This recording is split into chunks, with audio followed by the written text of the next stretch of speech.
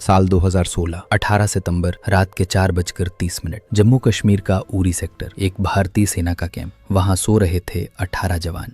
सुबह होने से पहले उनमें से एक भी जिंदा नहीं बचा, लेकिन जो अगले 11 दिनों में हुआ उसने पाकिस्तान की नींद हमेशा के लिए उड़ा दी। ये कहानी है 2016 के उरी अटैक की और उसके बाद की भारतीय सेना की उस चुपके से की गई कार्रवाई की जिसे दुनिया ने सर्जिकल स्ट्राइक का नाम दिया। 11 दिन, 80 कमांडो, LOC पार, 7 आतंकी लॉन्च पैड तबाह और पाकिस्तान बिल्कुल चुप। लेकिन असली सवाल ये है, आखिर उस रात LOC के उस पार क्या हुआ था? और वो जवान जो उरी में मारे गए, क्या उनका खून ठंडा पड़ने से पहले ही बदला ले लिया गया था? चलिए आपको ले चलते हैं उसी रात के अंधेरे में। 2016 भारत पाकिस्तान के बीच तनाव अपने चरम पर था। कश्मीर घाटी में अलगाववादी आंदोलन तेज था। पाकिस्तान की ISI हर दिन घुसपैठ करवा रही थी, लेकिन 18 सितंबर की सुबह ने पूरे देश को हिला कर रख दिया। उरी सेक्टर, भारतीय सेना का 12 ब्रिगेड का मुख्यालय। वहां तैनात थे जवान 6 बटालियन बिहार रेजिमेंट के। रात 4:30 बजे, जब आसमान में अंधेरा सबसे गहरा होता है, 4 आतंकी AK-47, हैंड ग्रेनेड और हाई एक्सप्लोजिव्स के साथ तार फाड़ कर कैंप के अंदर घुस गए। वो जानते थे कि कहां मारना है। मेस, टेंट, बैरक, पल भर में पूरा कैंप आग का गोला बन गया।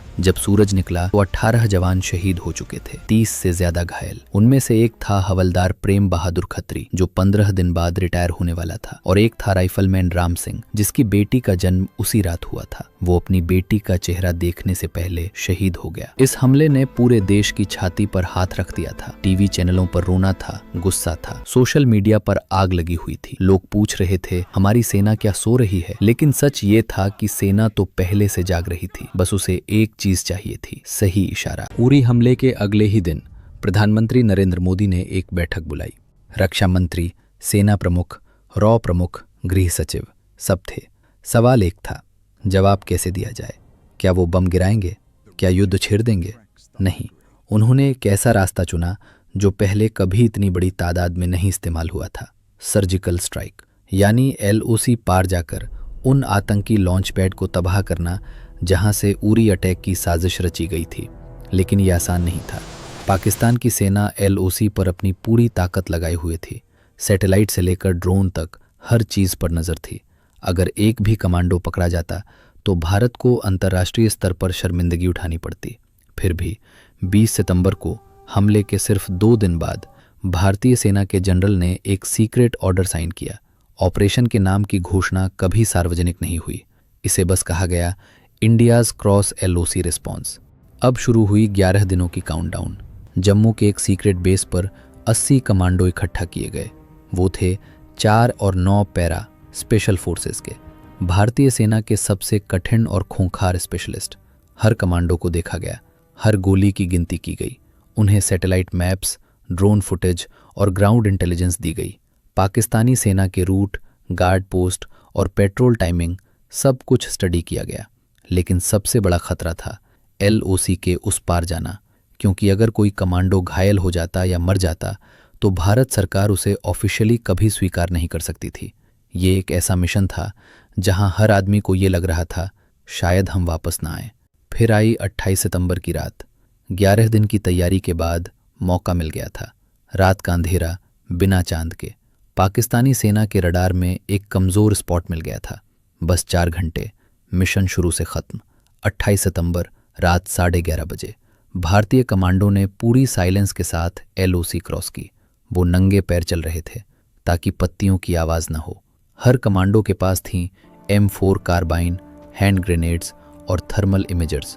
उनके अंदर गुस्सा था, उरी के 18 जवानों का गुस्सा, लेकिन ऊपर से ठंडा दिमाग।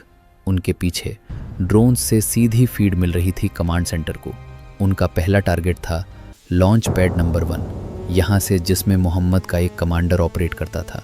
कमांडो ने साइलेंट किलिंग तकनीक से पहले संतरी को ढेर किया, फिर अंदर घुसे और 30 सेकंड में पूरा कैंप तबाह। कोई गोली नहीं चली, कोई आवाज नहीं हुई। दूसरा टारगेट लॉन्च पैड नंबर 2। यहाँ थे लश्कर तैयबा के 15 आतंकी, लेकिन यहाँ एक बच्चा रोने लगा। कमांडो ने एक पल रुका, फिर आगे बढ़ा। सिविलियन को छुआ तक नहीं। तीसरा, चौथा, 5वां, कुल 7 लॉन्च पैड। हर एक पर अलग अलग कमांडो टीम अटैक कर रही थी। कुछ जगहों पर मुठभेड़ हुई। AK-47 की आवाज़ 2-3 मिनट तक रही। लेकिन जब तक पाकिस्तानी रेजिमेंट वहां पहुंची तब तक कमांडो 3 किलोमीटर पीछे भारत की सीमा में आ चुके थे। पूरा ऑपरेशन 40 मिनट से भी कम। भारत का कोई नुकसान 0। दुश्मन के ठिकाने 7 में से 7 पूरी तरह ध्वस्त। लेकिन सबसे बड़ी बात, अगली सुबह भारत ने पाकिस्तान को कोई फ़ोन नहीं किया, कोई चेतावनी नहीं दी। बस डीजीएमओ लेवल पर एक बातचीत हुई। हमने एलओसी पार कर कार्रवाई की है, भविष्य में ऐसा दोबारा होगा। पाकिस्तान हैरान था। उनके सैटेलाइट ने कुछ नहीं देखा था। उनकी जासूसी फेल हो गई थी। पहले तो उन्होंने कहा कोई सर्जिकल स्ट्राइक नहीं हुई, लेकिन जब भारत ने ड्रोन फुटेज जारी किया तो वो चुप हो गए। पाकिस्तान ने बाद में अपनी एक सीक्रेट रिपोर्ट में माना था कि उस रात उनके 8 से 12 सैनिक भी मारे गए, जो वहां आतंकियों को सुरक्षा दे रहे थे। यानी पाकिस्तानी सेना ने आतंकियों के साथ मिलकर फायरिंग की, लेकिन भारत ने उनको भी जवाब दे दिया। ये सब बातें तब सामने आईं जब 2 साल बाद 2018 में भारत सरकार ने एक बहुत ही सीमित ऑफिशियल डॉक्यूमेंट जारी किया। उसमें कहा गया, कमांडो ने बिना किसी अंतर्राष्ट्रीय कानून के उल्लंघन के केवल आतंकी ठिकानों को निशाना बनाया। लेकिन सवाल ये है, अगर सब कुछ इतना सीक्रेट था तो भारत ने इसके बाद 2019 में एक और एयर स्ट्राइक क्यों की, और 2016 के इन कमांडो के नाम आज तक क्यों नहीं बताए गए? क्योंकि ये अब भी जिंदा हैं और अब भी खतरे में हैं। 2016 की इन सर्जिकल स्ट्राइक्स ने भारत के सैन्य सिद्धांत को हमेशा के लिए बदल दिया। ये पहली बार था जब भारत ने खुलकर कहा, हम एलओसी पार जाकर मार सकते हैं। इसके बाद सीमा पार से घुसपैठ की कोशिशों में 70% की कमी आई। पाकिस्तान अब हर बार अपनी हरकत से पहले 2 बार सोचने लगा। और सबसे बड़ा बदलाव ये हुआ, भारत की राजनीति में आतंकी को जवाब अब एक कमिटमेंट बन गया, न कि सिर्फ भाषण। लेकिन जो 18 जवान शहीद हुए, उनके परिवारों को मिला सिर्फ 25 लाख रुपए।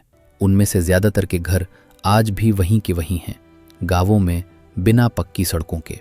और जो कमांडो उस रात एलओसी पार गए, उन्हें मिला एक पट्टी और एक हैंडशेक।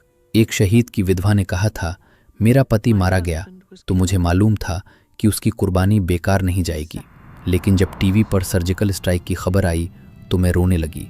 इसलिए नहीं कि बदला ले लिया, बल्कि इसलिए कि उसके बिना मैंने वो रात देखी जिसके लिए वो जीता था।